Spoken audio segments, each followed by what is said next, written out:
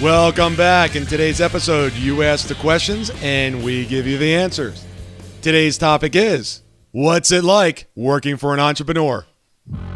Welcome to this edition of Peak Performers Podcast with your host, Thor Conklin.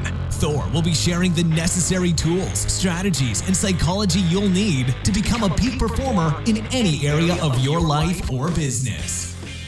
Thor Conklin here. We give you the tricks, the tips, the tools, the strategy, the technology, and the psychology peak performers use in order to get more done and execute at the highest level. If you know what to do but struggle with getting it all done, or simply want to raise your game to the next level, this podcast is for you. Sit back and enjoy. Today's podcast is sponsored by Audible.com. Get your free audiobook download and 30-day free trial at www.audibletrial.com/peak performers. You can also find a link for this amazing offer in the show notes. Well, this question comes in from Banish. And Banish asks, how do I deal with founder's syndrome? Thor? Well, let me say, I've been an entrepreneur for the last 17 years. And I'm sure there's been many people working for me that probably ask that question on a daily basis. I have no idea. I haven't worked for an entrepreneur. I have no desire to work for an entrepreneur. I mean, I understand them. But you know what?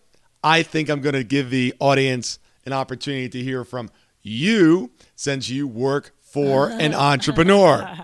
I've worked for many. So take it away. Well, first of all, we're not clear as to whether Banish is the founder and the entrepreneur herself or if she's the employee, but that doesn't matter.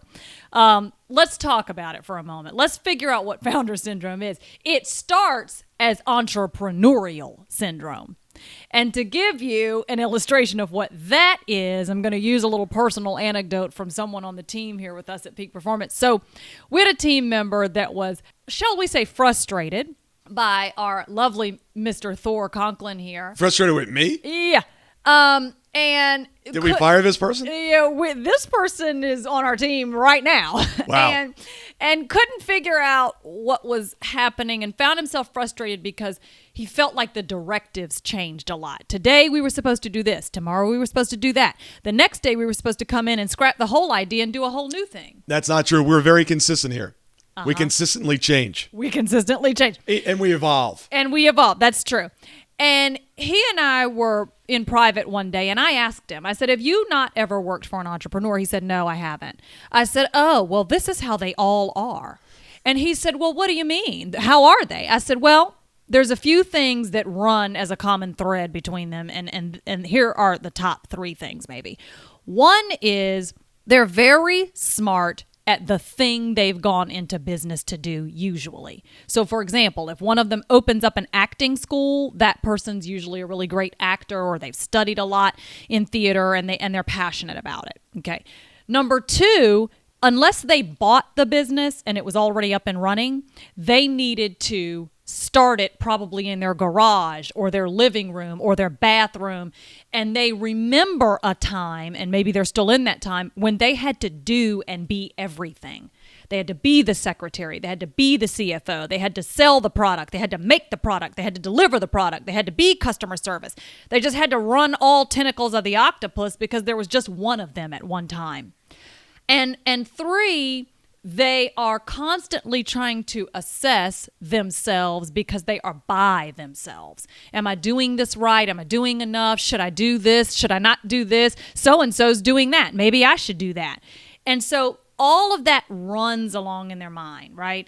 And when they get to a place where they can afford to hire a team member or team members, plural, they have a very hard time shifting out of that mindset. And so what you get when you're an employee working for them is what seems like a lot of anti-directional craziness. But what it actually is their internal thought process of constantly questioning, how can we succeed? How can I grow this? How can I push this forward? How can I make this better? That's all that you're watching happen. When they can never transfer from that thought to, assigning some of those problems over to the team, that's when they get founder syndrome. So they never grow out of that. They never are able to delegate. They never are able to shift responsibility and trust their team with it. Then they end up with founder syndrome. And it's not bad. It's not a bad thing. It's not malicious. They're not doing it on purpose. They're not trying to drive their team insane. They're just people who are very smart, usually more gutsy than the average bear, and have jumped out on a limb to try to start something, and they want it to work. Well, yeah, they have to make it work, and they want the certainty, and they feel that if they remain in control, that there's a higher certainty level that it's going to succeed. You know, a lot of times when I'm working with clients, they come to me and say, you know, man, I just don't have any time to do this. I've got to do this. I've got to do this. I got to do this. I got to do this. And I look at them and say, I'm sorry. I'm sorry you feel that way. And besides, you're lying to yourself. I'm like, what do you mean I'm lying to myself? No, I got to do this. I'm like, that's what you think you have to do. Mm-hmm. Because in every single one of those statements, what you said is, I have to do. Mm-hmm. Now, is that really true? Do you have to do it, or does it have to get done? Right. And you've been asking yourself the wrong question. Start asking yourself, how do I get this done versus how do I do it? Hard shift, though, for an entrepreneur. And if you are... Well, it is, but then you just end up remaining, instead of a business, you end up with a job. It's true. That's so true. You have a job and you don't have a business. But as the employee, the way you deal with that is, A, acknowledge that the person who started this company, the entrepreneur, the founder, is trying to be responsible for herself, himself, and you too. They want all of you to succeed. Now, we're talking about sane, healthy, stable people. I can't help you if your boss is a megalomaniac. I'm not talking about those people. But I'm talking about stable, healthy, sane business owners. They want it to succeed. They want you to succeed.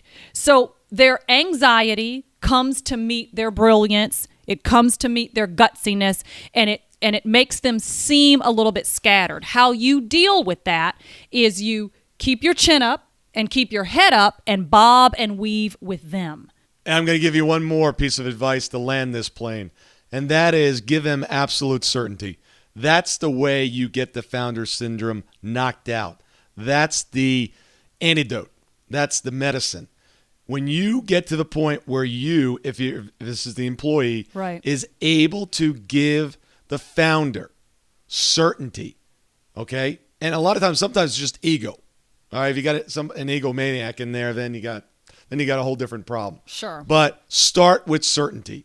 Provide them with absolute certainty that you can handle a part of this operation and run with it, and give them the certainty that it's going to be okay.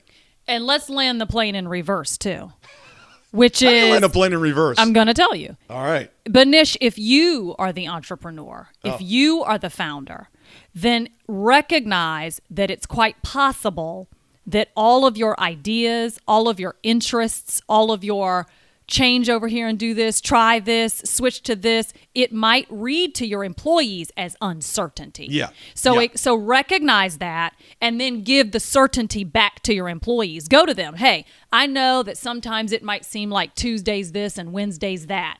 I'm trying. I believe in you. I think we can get there together. Get on the train with me. Please do not be an anchor. Get in the boat and row with me, and I'm going to do our best to get us there together. Yeah. Every employee will follow you and come to adore you if you just say something like that. Maybe not all, but it's certainly a good step forward. A stable, sane, healthy-minded employee will get on your train if you just cut to the chase with them. All right, so how's our guy doing? Our guy likes you much better now after I talked to love him. It. I love to be loved. You are loved, dear. Thank you, Banish. Thank you so much for listening today. I really do appreciate your time, and I hope you found today's show valuable. If you would like to receive these shows automatically to your phone or to your computer, simply go to iTunes and subscribe. After listening to several of the shows, if you're so inclined, please leave us a 5-star rating, as this helps us reach additional people and spread the message.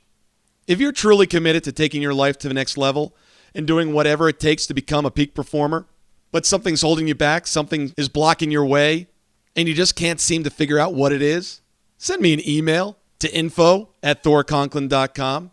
And I'd be more than happy to get on the phone with you. We'll schedule a 15-minute discovery call. No obligation, no cost.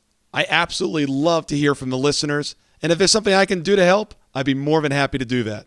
Also, if you found something of great interest in today's show and you want to share that with your friends and family, simply go to my Facebook page, Thor Conklin, click on the episode, hit the share button, and share it on your page. You can follow me at Twitter at Thor Conklin. The website is thorconklin.com. We're constantly adding new free resources, discussing additional tricks, tips, tools, and strategies on how to be a peak performer.